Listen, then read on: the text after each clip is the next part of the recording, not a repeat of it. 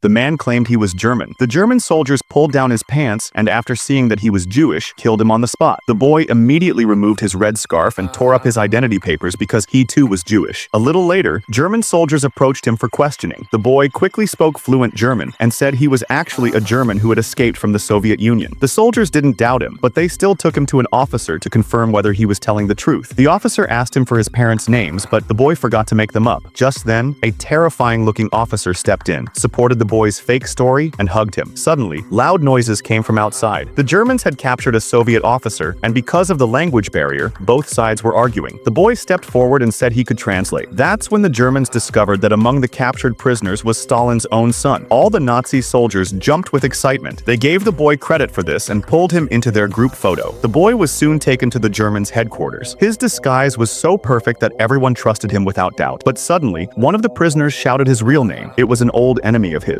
That man exposed the truth that the boy was Jewish. But the German soldiers didn't understand the language, so they asked the boy himself to translate. The boy lied, saying he didn't even know the man, and raised his hand as if to slap him. The Nazis were delighted by this. The prisoner, furious, lunged at the boy, but the soldiers stopped him. Moments later, they killed the man. This incident made the Germans trust the boy even more, and he became part of their unit. Together, they attacked Soviet positions and captured their radio. The boy began translating messages coming through, but suddenly, snipers attacked, killing his entire team. Left alone, the boy had only one option: join the Soviet Union. He used the radio to send the Soviets a message and ran toward their side with both hands raised in surrender. The Soviet soldiers saw him, lowered their weapons, and responded by raising their hands too. But just then, German soldiers burst out from hiding. They thought the boy had betrayed them and chased after him. The colonel already knew what was happening. An officer asked the boy, "Who is your real enemy?" The boy replied, "The Soviet Union." The colonel shook his head and said, "No, your real enemy isn't them. This war is actually being fought against the Jews." The boy was stunned. He couldn't understand such hatred. The colonel advised him to go to Berlin and continue his studies.